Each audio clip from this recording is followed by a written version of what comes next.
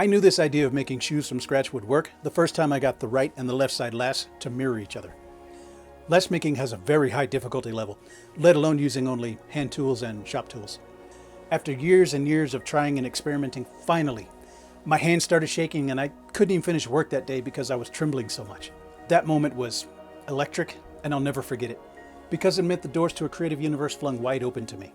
This is by far the most difficult step in the process, but also the one I'm most proud of, and which also makes the Shoemanifesto channel completely unique on YouTube. Come and see.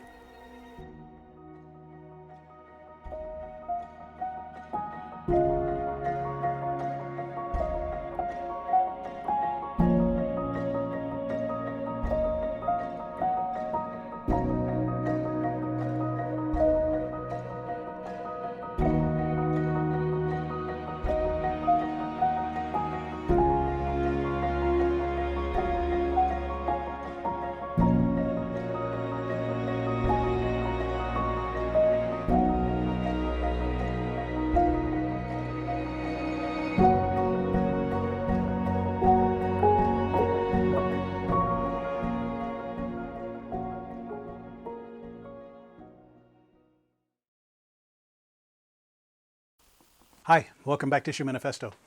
We're now at the stage where our project goes 3D and we start to see form and shape. I do contend that last making or last selection or even adjusting last are the most important step in shoemaking because last define the silhouette, the shape, and the size of the final shoes. Remember the old expression in shoemaking? The last comes first.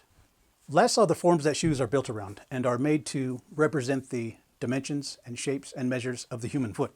That's why I say that the lasts themselves represent design choices, because the lasts determine the look and the fit of the shoes being made. My process for creating lasts is totally unique and is a hybrid of traditional and bespoke methods. There are very few shoemakers that begin the way that I do, with just a sketch and a block of wood. That aspect is something that makes the Shoemanifesto channel very special. By beginning this way, I literally start with blank canvases, and I'm able to make any size, any shape, any fit of shoe because I can make any last. The shoes that will be made on these lasts for this project will be slip-on, using no closures or fasteners. That means that I'll have to make these shoes with a tighter fit. That begins here in this step. A downside to my method of last making is durability. The wood that I use is not self-healing, so any nail holes remain. Also, any hard hammer strikes can deform the wood. However, I only use these lasts once, and I make a new pair of lasts for every project. Making one prototype pair of shoes at a time is one of the elements to the framework of the Shoemanifesto channel.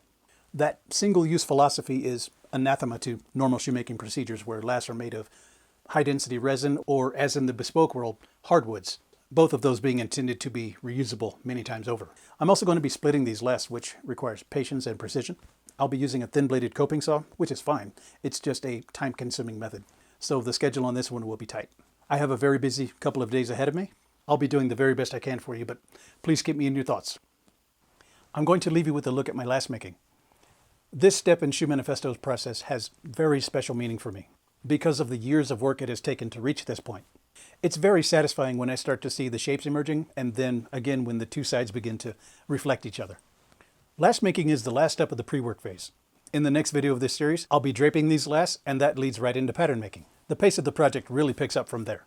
So the call to action on this video is to work on the 5 elements of resilience: the cognitive ability, how well you can adapt and shift your thoughts; emotional regulation, how well you can stay calm under stress; self-compassion, being kind to yourself, especially in self-talk; optimism, feeling hopeful and confident that your best days are still ahead of you; and self-efficacy, which is feeling in control of your own life.